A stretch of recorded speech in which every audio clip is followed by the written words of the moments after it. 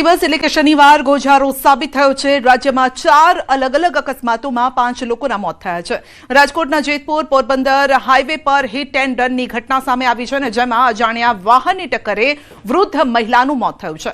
સુરેન્દ્રનગરમાં ટ્રિપલ અકસ્માતમાં 2 લોકોના મોત થયા છે। પાટડીના પાનવા ગામ પાસે 2 કાર અને રિક્ષા વચ્ચે ટ્રિપલ અકસ્માત સર્જાયો હતો, જેમાં રિક્ષામાં સવાર 2 વ્યક્તિના ઘટના સ્થળે મોત થયા।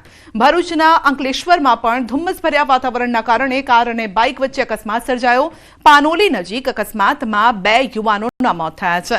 વડોદરાથી વાઘોડિયા તરફ જતા રોડ પર અકસ્માત સર્જાયો હતો। પૂરપાટ ઝડપે કાર લઈને આવતા વિદેશી વિદ્યાર્થીઓએ રિક્ષા ચાલકને અડફેટે લીધો।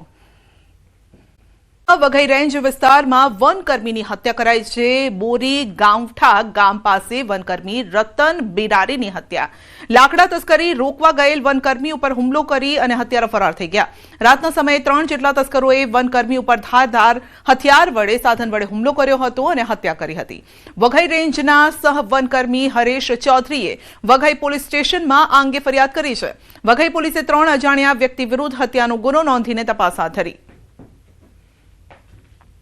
મરણ રતનભાઈ ધનસુખભાઈ બિરારી મરણ હાલતમાં પડેલા હતા, તેમજ ફોન એમનો સાઈડમાં પડેલ હતું અને નજીકના ઝોપડામાં રહેતા ખેતરમાં રહેતા મોતીરામભાઈએ જણાવેલ કે 3 ઈસમો લાકડી ચોરતા હતા। એ બાબતે એમના જોડે બોલાચાલી થતા તેઓએ તેના માથાના ભાગે તેમજ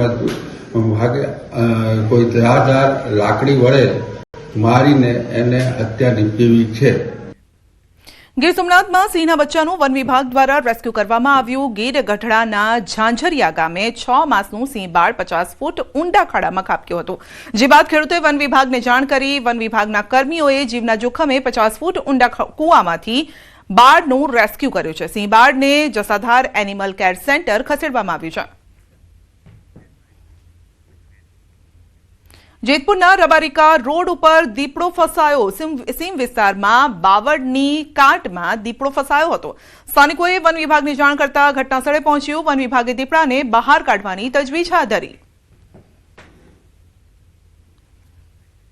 તો દીપડાને બહાર કાઢવાની તજવીજ હાથ ધરવામાં આવી હતી। જાળીમાં ફસાઈ ગયો હતો અને કાંટાળિયા વાડ હતી, જેના કારણે તે બહાર નીકળી શકે તેમ ન હતો। રૂરલ પોલીસે નશીલા પદાર્થોના વેપાર સામે મોટી કાર્યવાહી કરી છે। સ્પેશિયલ ઓપરેશન ગ્રુપ દ્વારા રાજકોટથી ગોંડલ તરફ જઈ રહેલી એક બોલેરો કારમાંથી અંદાજે 29 કિલો ગાંજાનો જથ્થો ઝડપી પડાયો છે। જપ્ત કરાયેલા ગાંજાની બજાર કિંમત અંદાજે 14 લાખ રૂપિયા હોવાનું જાણવા મળ્યું છે। આ કેસમાં પોલીસે કુલ 4 આરોપીઓની ધરપકડ કરી છે। પ્રાથમિક તપાસમાં આરોપીઓએ ઓરિસ્સાથી ગાંજાનો જથ્થો લાવ્યા હતા તેની કબૂલાત કરી અને પોલીસે એનડીપીએસ એક્ટ હેઠળ ગુનો નોંધી સપ્લાય નેટવર્ક અંગે વધુ તપાસ હાથ ધરી છે।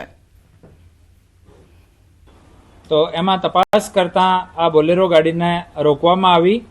આ બોલેરો ગાડીનો નંબર GJ03BZ0318 હતો અને આ ગાડીમાંથી ટોટલ 29 કિલો જેટલો ગાંજાનો જથ્થો બરામદ થયો, જેની કુલ કિંમત 14,50,150 રૂપિયા છે।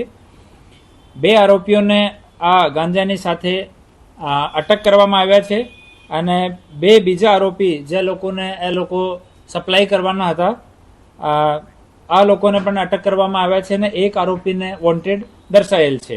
શહેરમાં દુર્લભ અને મોંઘા એમ્બરગ્રીસના ગેરકાયદેસર વેપાર સામે પોલીસે મોટી કાર્યવાહી કરી છે। માલવીયનગર પોલીસે ગોંડલ રોડ પર ખોડિયાર હોટેલ નજીકથી 2 શખ્સોને એમ્બરગ્રીસના જથ્થા સાથે ઝડપી પાડ્યા છે અને પોલીસે અંદાજે 97.25 લાખ રૂપિયાનો મુદ્દામાલ કબજે કર્યો છે।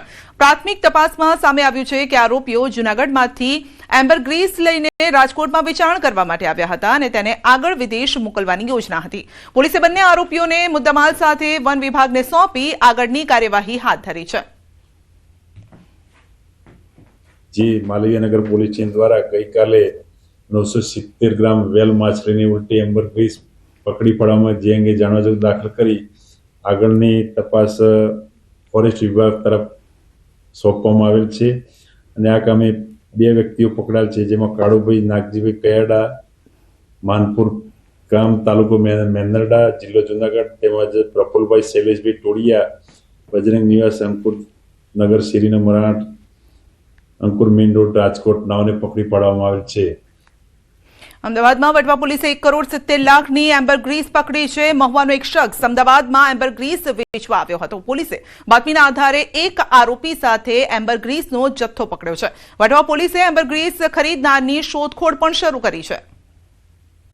સોલા વિસ્તારમાં અસામાજિક તત્વોએ હદ વટાવી છે. બાઇક ચાલક 2 શખ્સોએ આધેડની હત્યા કરી છે. ગોતાના પ્રસંગ પાર્ટી પ્લોટમાં 4 રસ્તા પાસે 29 જાન્યુઆરીના રોજ આ બનાવ બન્યો. કાર ચાલક અને બાઇક ચાલક વચ્ચે થયો હતો ઝઘડો. 2 વાહન ચાલકો વચ્ચે થયેલો અકસ્માત હત્યામાં ફેરવાઈ ગયો. કાર ચાલકની કાર આરોપીની બાઇક સાથે અથડાતા ઉગ્ર બોલાચાલી થઈ. છાતીના અને માથાના ભાગમાં ગંભીર ઇજાઓ પહોંચી છે. હત્યાને અંજામ અપાયો એટલું જ નહીં, કારમાં પણ તોડફોડ કરવામાં આવી છે. તો સારવાર માટે હોસ્પિટલ પહોંચે તે પહેલા જ આધેડનું મોત થયું. પોલીસે બંને આરોપીઓની અટકાયત કરી છે. આગળની કાર્યવાહી પણ હાથ ધરી છે. મૃતક અલ્પેશ મહેતા હાઉસિંગ બોર્ડના નિવૃત્ત કર્મચારી હતા. એક સામાન્ય ગાડીને અડી જવાની બાબતે રજૂઆત છે ફરિયાદી. આ કામના ફરિયાદી છે મરણ જનારના દીકરા હર્ષિતભાઈ. એમને ટ્રાફિકની બાબતે ખાલી ગાડી ટચ થઈ છે તે બાબતે એકદમ આ બંને આરોપીઓ ઉશ્કેરાઈ ગયા. ઉશ્કેરાઈ જઈ અને પહેલા ગાડીનો કાચ તોડી નાખ્યો અને કાચ તોડ્યા પછી આ કામના મરણ જનારને બહાર ઉતરતા એમને એકદમ મારામારી કરી. મોઢાના ભાગે, છાતીના ભાગે જોરથી ભયંકર પ્રકારના મુક્કાઓ મારી અને મૃત્યુ નિપજાવેલું છે. કલોલના 73 વર્ષીય વૃદ્ધ 45 દિવસ સુધી ડિજિટલ અરેસ્ટનો શિકાર થયા હતા. દિલ્હી પોલીસના સ્વાંગમાં રહેલા ઠગોએ ₹49 લાખ ખંખેરી દીધા. વૃદ્ધના આધાર કાર્ડ પરથી 60 કરોડનું ફ્રોડ થયાનું જણાવીને ડિજિટલ અરેસ્ટ કર્યા હતા. 10 ઓક્ટોબરના રોજ વૃદ્ધને ઠગબાજોએ કર્યો હતો ફોન. અભિમન્યુ અને નીરજ ઠાકુર નામના શખ્સોએ ફોન કરી આચરી છેતરપિંડી. વૃદ્ધ પાસે દર કલાકે IM સેફના મેસેજ કરાવતા હતા.